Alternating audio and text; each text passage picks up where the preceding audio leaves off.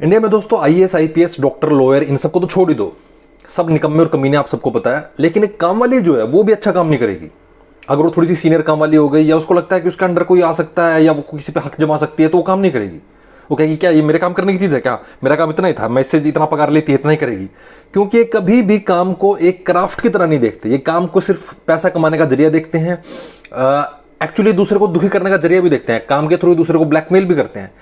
एक government office मुझे बताइए जहां पर आपको ब्राइब ना देनी पड़ी हो। इनफैक्ट ब्राइब बहुत ही सेंट्रल पार्ट होता है। सीएम से लेके नीचे पीएम तक सब के सब जबरदस्त रिश्वतखोर होते हैं यहां पर। और मेरा तो लिटरली एक प्रॉपर्टी केस चल रहा है। आपके पास कोई अच्छा लॉयर हो तो मुझे बताइएगा। एक लॉयर मुझे बताओ इंडिया में जो दूसरी पार्टी के साथ कोल्यूड ना हो जाए। एक लॉयर आप मुझे बताइए जो एक नंबर का घटिया काम ना करता हो। एक लॉयर मुझे बताइए जो पेपर वर्क में आपको फंसा के ना रखता हो, जो तारीख पे तारीख डेट्स आगे ना करता रहता हो। एक जज मुझे बताइए जो यहां पर फैसला सुनाता हो। तो जजेस यहां पर करप्ट ही नहीं है, they are brain dead, they can't take decisions. Actually they can, लेकिन वो बार बार वो जो क्लाइंट के साथ साठगांठ है ना, वो जो वकील है उसके अपोजिट पार्टी के जो क्लाइंट के साथ साठगांठ है, अपोजिट पार्टी की मेरे वकील के साथ जो साठगांठ है, उसके बाद इस वकील की जो इन दोनों वकीलों की जो जज के साथ साठगांठ है, और निचोड़ा जा रहा है क्लाइंट्स। चाहे वो अपोजिट पार्टी का क्लाइंट हो चाहे वो मैं हूं, उन दोनों को निचोड़ लेंगे बिल्कुल ये।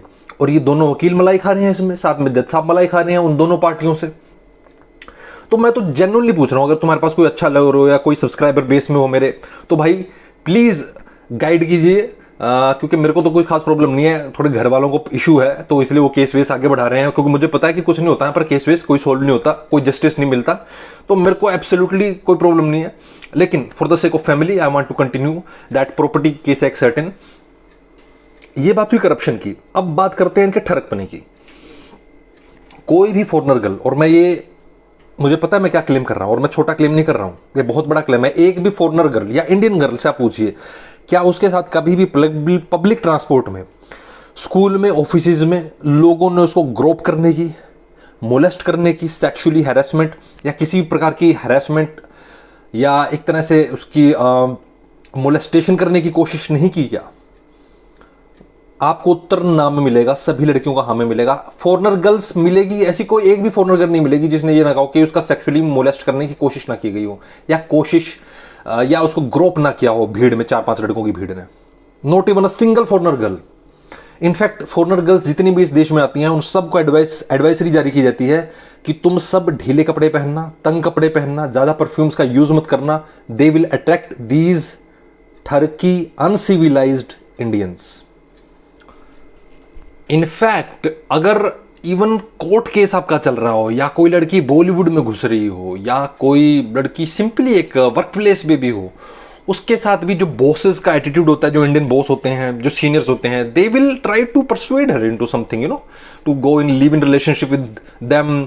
शादीशुदा होंगे ये सो कॉल्ड बड़े गृहस्थ लोग, संस्कारी लोग शादीशुदा होंगे, लेकिन जैसी लड़की देखते हैं इनकी लार ऐसे टपकती है कि भाई मतलब अपनी पत्नी गई तेल लेने, भाड़ में गया, बच्चा हो गया, मुझे तो ये चाहिए अब। तो they are that kind of idiots, that kind of turkey this tribal people are. और मैं जेन्युइनली बताता हूं आपको, एक जापानीज आदमी या एक जर्मन या एक फ्रेंच आदमी या एक ब्रिटिश आदमी, इररिस्पेक्टिव आप उसको क्या पेमेंट दे रहे हैं, वो अपने काम को अच्छा से करने की पूरी कोशिश करते, तभी तो इतने साफ हैं। वहां पर कचरा वो इसलिए तो नहीं डाल रहा ना क्योंकि उसको ऑब्वियसली पैसे थोड़ा मिल रहे हैं उसको गंदगी ना फैलाने के, लेकिन वो उसका अपना जॉब समझता है, वो इसको समझता है इट्स गॉड्स वर्क, काम ही पूजा है। यहां पर काम करने को मैंने एक और वीडियो में बताया था, एफिमिनेट समझते हैं, एक स्त्रैण गुण समझते हैं। उनको लगता है कि जब तक मैंने ये जो एफआईआर लिखवाने वाला आया है, जो डीडीआर लिखवाने वाला आया है, जब तक मैंने इसको रुलाया नहीं, इसको रिश्वत नहीं की, इसको अपने घुटनों पर नहीं लाया, ऑलमोस्ट मारपीट की इसकी हालत नहीं हो गई, या जब तक मैंने इसका टाइम वेस्ट और मेंटल टॉर्चर नहीं कर दिया, मुझे मर्द नहीं समझा जाएगा। मैंने लिटरली पुलिस थाने में, मैं मजाक नहीं कर रहा हूं, मैंने टेस्टोस्टेरोन बढ़ाने की कैप्सूल्स देखी हैं। वो जो ठुल्ला था, क्योंकि मेरी एक बार बाइक, मैं ऋषिकेश जा रहा था और बहुत टाइम हो गया था, बस नहीं आ रही थी, तो मैं सिंपली अपनी बाइक मैंने घर से निकाली और मैं बाइक पे निकल गया। अब ऋषिकेश है भी बहुत दूर चंडीगढ़ से, बाइक पर अगर आप जाओ तो आपकी हालत खराब हो सकती है। तो मैंने काफ़ी पहाड़ी एरिया में आ गया, वहाँ पर मैंने खड़ी कर दी एक सर्टेन उसके, और उसके बाद मैं बस पकड़कर आगे 4-5 बसें मैंने बदली थी उस दिन। मैं काफ़ी लेट हो गया था, रात के 12-1 बजे पहुंचा था। खैर, तो वो जो बाइक थी मेरी, वो पुलिस वाले ने कैप्चर कर ली थी क्योंकि मुझे ऑब्वियसली उठाने में उसको 1 महीना लग गया था, वापस आया था तो मैं इंडियन हूँ ना, मैं भी लेजी हूँ, तो मैंने कहा यार बाइक पड़ी है ठीक है, कोई भी उसका व्हीकल नंबर चेक करेगा, कोई भी उसमें डालेगा तो पता चल जाएगा कि मेरे नाम से है, कोई इसमें डरने की बात है नहीं। उस ठुल्ले ने, वो ऑलमोस्ट जो ठुल्ला था वो मेरे को डरा रहा था कि तेरी बाइक ऐसे है, हमें कितने पैसे खिला सकता है, वो खिला सकता है। मैंने अपने कुछ फैमिली कनेक्शंस वगैरह निकाले, झट से फोन मिलाया चाचा जी मामा जी को, बताया कि भैया इंस्पेक्टर जो भी है ये है, तो बताया उसको कि भाई कमिश्नर से पहचान है और एसपी और सीएम से पहचान है। तो उसने फटाफट खुद ही आधार कार्ड मेरा बनवा दिया वहीं पर, खुद ही उसको रख लिया, खुद ही कहा कि चाय और भुजिया और मिठाई जरूर खाकर जाओ और आप ले जाइए सर प्लीज़, आपकी अमानत है, आप ले जाइए इसको। तो इस तरह से है काम करते हैं। ये मैंने आपको एक एग्जाम्पल बताया है कि ये आदमी जो मेरे को पहले भी आराम से बाइक दे सकता था, लेकिन ये मुझे ऑलमोस्ट अरेस्ट करने की धमकी देने वाला था, पैसे खाने के पूरे प्रयास थे इसके, जब तक मैंने कोई कनेक्शन यूज नहीं किया था। ये तो होगी ऑफिशियल्स की बात कि ये टेस्टोस्टेरोन की गोलियां खा रहा है ताकि अपने आपको ज्यादा मर्द दिखा सके। अब मैं बात करता हूं नागरिकों की। यहां पर आपको कभी भी लोग प्रोटेस्ट करते हुए नहीं दिखेंगे, कभी भी। आज एक कोकरेज जनता पार्टी अपनी निकली है, 6 जून का दिन है, उनको बहुत बहुत बधाई है मेरी तरफ से कि कोई तो निकला, हालांकि यूएसए से आके ही निकला, लेकिन यूएसए में जाके थोड़ा सा दमखम तो आया कि हाँ भाई प्रोटेस्ट करना चाहिए, क्योंकि वहां पर लोग करते हैं दबा के प्रोटेस्ट। न्यूयॉर्क में, वाशिंगटन डीसी में ट्रंप भाई साहब के खिलाफ जबरदस्त प्रोटेस्टिंग की जाती है। यहां पर प्रोटेस्ट पब्लिक स्ट्रीट कभी आएगी ही नहीं, कोई चांस ही नहीं। तुम्हारी लड़कियों के साथ आरईपी हो जाए, छेड़खानी हो जाए, मोलेस्टेशन हो जाए, सेक्सुअली हैरेसमेंट हो जाए, औरतों के साथ वर्क प्लेस पे हैरेसमेंट हो जाए, कुछ नहीं, नथिंग।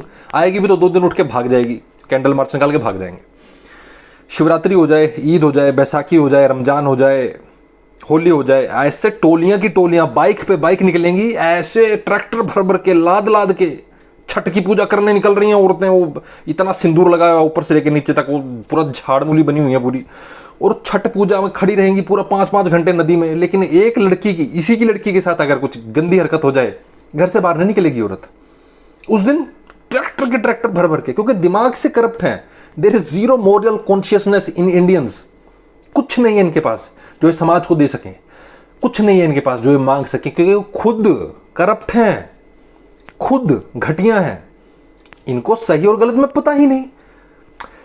सही और गलत में जिन लोगों को पता होता है वो क्या करते हैं, वो डिमांड करते हैं सही ये है, इसके लिए हमें जस्टिस चाहिए, ये काम खराब हो रहा है, ये क्राइम नहीं होना चाहिए। इन लोगों को आइडिया ही नहीं है what is right, what is wrong. They have no consciousness whatsoever. ये बिल्कुल दिमागी रूप से पंगु और गुलाम जनता है, इसलिए इनको कभी भी फर्क ही नहीं पता चलता ये गलत चीज हुई है, इसलिए कभी स्ट्रीट से निकलते ही नहीं। इनको जरूरत ही महसूस नहीं होती, क्योंकि सोचने में अक्षम लोग हैं, समझे आप। ये लोग सोच ही नहीं पाते, इसीलिए ये लगातार वो सरकारें चुनते हैं जो इनका और रस निचोड़ती रहती हैं, जैसे गन्ने का रस निचोड़ता जाता है। और ये इतने गधे होते हैं कि उसके बाद फिर उस सरकार को चुन लेते हैं, बजाय कि ऑप्शंस तलाश करने के या खुद सरकार बनाने के।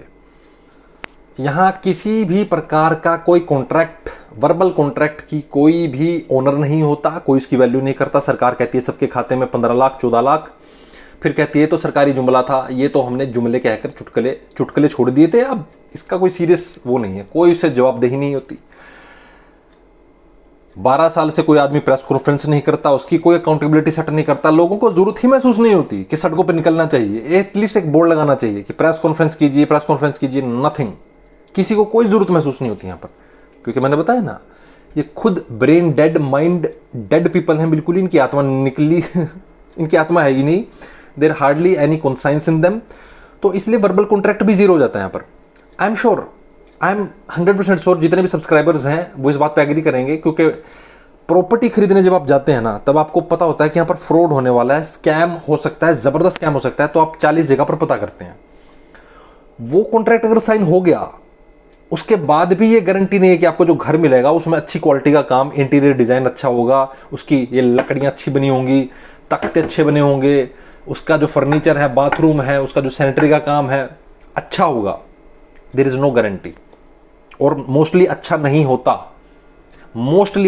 फायर एक्सटिंग्विशर्स अभी दिल्ली में 20-30 लोग मर गए जलकर, शायद 240 तक में आंकड़ा जाएगा अस्पताल में जाने के बाद। 2 घंटे बाद, 3 घंटे बाद आपका फायर ब्रिगेड आता है। लोग खुद बेड के गद्दे निकाल के लोगों को कहते हैं कि कूद जा भाई, अपनी जान बचा ले। तो that's what they do, they don't have any value for their verbal contracts. जो जुबान दे दी ना, जो उन्होंने, जो सरदार जो हमारे भाई होते हैं वो भी कुछ इसकी कीमत रख लेते हैं, लेकिन ये जो लोग हैं इंडियंस, मोस्टली मैं भी उसी में इंक्लूड, हमारी कोई वैल्यू नहीं है वर्बल कॉन्ट्रैक्ट की, हमारी जीरो एथिकल रिस्पॉन्सिबिलिटी हम लेते हैं, अकाउंटेबिलिटी तो गई भाड़ में, मोरालिटी का तो हमें पता ही नहीं। इनफैक्ट मैं तो ये कहूँगा कि अगर किसी ने कोई वर्बल कॉन्ट्रैक्ट किया है इंडिया में, आपसे पैसे लिए हैं, तो वापस ना आने के चांसेस बहुत ज़्यादा है। लाइक 98% चांस है कि आपके पैसे वापस नहीं आएंगे, या फिर आपके साथ धोखा होगा अगर आपने सिर्फ वर्बल कॉन्ट्रैक्ट किया, क्योंकि लिखित कॉन्ट्रैक्ट में भी धोखा हो जाता है, रिटन कॉन्ट्रैक्ट्स में भी धोखा हो जाता है। फॉरेन में ये संख्या बहुत बहुत कम है। In fact they actually believe what you से एंड दे एक्चुअली गो कि आप अपना नाम थोड़ा खराब करोगे, आप एज ए बिल्डर अपना नाम थोड़ा ना खराब करना चाहोगे, तो वो इस पर बिलीव करते हैं कि कॉमन सेंस है। तो भाई एक और बात मैं आपको बता दूं, अगर आप ज़्यादा बिजनेस क्लास में ट्रैवल करते हैं, 5 स्टार होटल्स में ठहरते हैं, तो आप इंडिया को कभी एक्सपीरियंस नहीं कर पाओगे। वहाँ पर वो खूब पैसा बटोरने के बाद आपको एक अलग ही स्पा कल्चर देते हैं। स्पा कल्चर वाले लोगों की बात नहीं कर रहा हूँ मैं। आप अपने 5 स्टार होटल से ज़्यादा नहीं, आप 500 मीटर 200-300 मीटर पैदल चल कर देखिए, आप जाइए थोड़ा सा एरिया में जो 5 स्टार होटल के आसपास बना हुआ है, आपको झुग्गियाँ बड़े आराम से दिख जाएंगी। आपको ऑटो वाला लूटने की ज़बरदस्त कोशिश करेगा। आपका जो दूध बेचने वाला है, जो चाय बनाने वाला है, वो आपको एक ख़राब सी चाय बना के देगा, खूब पानी मिला कर, खूब चीनी डालकर। And that's what they do basically. They आपको यही खिलाते हैं, खूब सारी कार्ब्स, खूब सारी शुगर, खूब सारी कार्ब्स। इनका खाना यही होता है, because they don't want any improvement in anything. पूड़ियाँ हमारे 3 टाइम का खाना होता है मोस्टली यूपी, बिहार, इन जगहों पर, और नॉर्थ इंडिया में भी, क्योंकि इसके अलावा हम कभी खोज ही नहीं करते कि अच्छा खाना क्या होता है, बढ़िया न्यूट्रिशन क्या होता है। और एक बहुत मेजोरिटी रीज़न है कि हमारी तोंद निकली होती है। एक बच्चा जब पैदा होता है इंडिया में, तब उसकी तोंद निकली होती है। तोंद इन द सेंस जो फैट सेल्स होते हैं, उसकी सारी स्टोरेज बेली में स्टोर होती है। इंग्लैंड में या फ्रांस में या जर्मनी, जापान में जब एक बच्चा पैदा होता है, तब उसका फैट ओवरऑल पूरी बॉडी पे इक्वली डिस्ट्रीब्यूटेड होता है। हम इतनी डरी हुई कौम है कि हमारे बच्चे जो पैदा होते हैं वो भी अपने फैट सेल स्टोर करके आ रहे हैं अपने पेट। इतनी डरी हुई कौम है, हमारे डीएनए में, मैंने बताया ना ये सब चीजें हमारे डीएनए में है। ये फियर, ये गुलामी, ये स्कैरसिटी माइंडसेट हमारे दिमाग के अंदर है, हमारे बच्चों के डीएनए में घुसा दिया हमने। ये रिसर्चेज हुई हैं, अगर किसी को शक हो तो पढ़ लेना। इंडियन बच्चे के फैट सेल्स कहां स्टोर होते हैं, एक ब्रिटिश बच्चे के, अमेरिकन बच्चे के फैट सेल्स कहां स्टोर होते हैं। और यही बच्चे जो तोंद में फैट सेल्स लेकर स्टोर हो रहे हैं, इसी स्कैरसिटी माइंडसेट के साथ जो पैदा हो रहे हैं, ये स्लम्स में जाते हैं, middle class, low middle class में जाते हैं। इनफैक्ट दिल्ली में मैंने स्लम्स देखी हैं, लिटरली। मुंबई में भी, मुंबई तो खैर अब अलग ही है, मतलब वहाँ स्टेशन हैं लिटरली कूड़े के बने हुए स्टेशन हैं, मैं मजाक नहीं कर रहा हूँ। If you go through Mumbai local, you actually see the whole area is covered with कूड़ा। दिल्ली में कूड़े के पहाड़ तो बहुत मशहूर हैं। हमारे जो सीएम है Rekha Gupta, the one and only PhD scholar in political science from I don't know where shit university, she kept on saying, मेरा एक मंत्री जाता है पहाड़ के पास और उसको बोलता है जा पहाड़ जा पहाड़, अब तो तुझे जाना पड़ेगा, अब तो तुझे जाना पड़ेगा। तो ये सीएम चुनी है दिल्ली वालों ने अपने लिए। उसके बाद ये कूड़े के पहाड़ की जो मैं बात कर रहा हूँ, ये कूड़े के पहाड़ में से जो बच्चे निकलते हैं ना, बहुत बड़े बड़े गांव बने हुए हैं रेलवे ट्रैक्स के अराउंड, अगर आप देखें तो जो दूर तक कूड़ा कचरा फैला हुआ है, वो बच्चे काम क्या करते हैं, उनका एकमात्र काम ये है, ट्रेन रुकी हुई है या चल रही है, एक डंडा लो और मोबाइल फोन्स छीनो। तुम्हें मोबाइल फोन्स दिन में अगर घुस गई 250 ट्रेनें वहां से निकल गई, 2-3 भी तुमने फोन मार लिए, तुम्हारा निकल गए 4 महीने, निकल गए ना तुम्हारे 10,000 में। थोड़ा बहुत यहां से चोरी चकारी कर ली, तो लिटरली वहां पर बस्तियां बसी हुई हैं, चोरों की बस्तियां बसी हुई हैं, जो काम ही यही करती हैं, लोगों से मोबाइल छीनने का, लोगों को ठगने का, और रेलवे ट्रैक्स पर खुलेआम हगते रहने का। हगना मूतना ही चल रहा है, पर मेन काम उनका यही है बेसिकली। और ये जो फीकल मैटर है, ये सड़कों पर ही नहीं है, यहाँ पर रेलवे ट्रैक्स पर ही नहीं है, वो आपकी कॉफी में भी है। अभी एक जांच हुई थी, मुझे उस यूट्यूबर का नाम नहीं याद आ रहा, यूट्यूब चैनल है बहुत अच्छा है, एक ट्रस्टिफाइड आई थिंक ऐसा कुछ चैनल का नाम है। उसने सर्वे किया था about various milk products, about various lassi product, दही। फीकल मैटर है आपके दूध में, आप लिटरली पोटी खा रहे हो, आपकी लस्सी में फीकल मैटर है। मैंने ये बात अपने सोसाइटी कुछ अंकलों से बताई, कहते वो तो थोड़ा बहुत तो हर जगह ही होता है, देखो जी वो तो हम तो बने ही उससे हैं, फीकल मैटर से बने हैं, पोटी कर देते हैं, पोटी में क्या है, और खेल खुल के बड़े होते हैं, कीटाणु थोड़े अच्छे होते हैं, मजबूत होता है वो। तो इस टाइप का इनका पूरा का पूरा अप्रोच है इस चीज को लेके। They are not only negligible, they are not only low IQ, they are not only not accountable to anything, they are also very clumsy, very lazy people also। बहुत आलसी लोग हैं इंडियंस, दिमागी रूप से, फिजिकली रूप से। they don't want to protest, they don't want to change anything. एक और अंकल था उल्लू का पट्टा, उसको मैंने कहा यार तो गंदगी बहुत रहती है, क्या करें? कहते क्या करें यार, झाड़ू लेके साफ करें क्या इसको? मैंने कहा तो गंदगी तो तेरे तो मैंने कहा तो गंदगी तो तेरे घर में भी है, साफ नहीं करता क्या उसको? कहता करता हूँ। तो मैंने कहा ये भी तो यार थोड़ा घर ही होगा ना तुम्हारा चाचा, ये भी तो घर ही होगा। कहता नहीं नहीं, गंदगी तो दिमाग में होती है। मैंने कहा जब तू उछलता है तब कहाँ लगती है वो बम? कहाँ लगता है? तुम्हारे पिछवाड़े में लगता है ना वो, तो पिछवाड़े तो तुम्हारे अंदर ही है, तुम्हारे दिमाग में है तुम्हारा पिछवाड़ा। कहता नहीं नहीं मैंने कहा तो नीचे है ना, तो लगेगा ना वो, जब एक्चुअल में गंदगी होगी तो फील होगी ना वो। तो मैंने कहा दिमाग में कैसे हो जाएगी? तो तुम्हारा पिछवाड़ा तो तुम्हारे नीचे है, तुम्हें लगता होगा ना, उछलता होगा तू। कहता हाँ। तो मैंने कहा भाई बस यही है, वो हर चीज़ का इफेक्ट होगा तुम्हारे ऊपर, तुम्हारी फिजिकलिटी पे, तुम्हारे उठने बैठने पर, तुम्हारी हैप्पीनेस इंडेक्स पर। जो कूड़ा तुम देखोगे, जिस गड्ढे से तुम उछलोगे चचा, उस सब का असर होगा तुम्हारी पूरी बॉडी पर, तुम्हारी साइकोलॉजी पर। कहता हाँ यार बात तो सही है।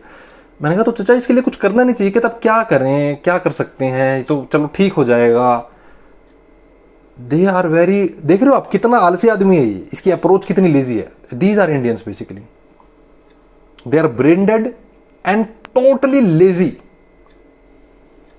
Totally lazy. थोड़ी बहुत मुझे उम्मीद है तो वो कुछ हमारी इस जनरेशन से, आने वाली जनरेशन से है। ये ओल्डन जनरेशन तो एक श्राप है, एक धब्बा है इस देश के नाम पर। वीडियो देखने के लिए धन्यवाद।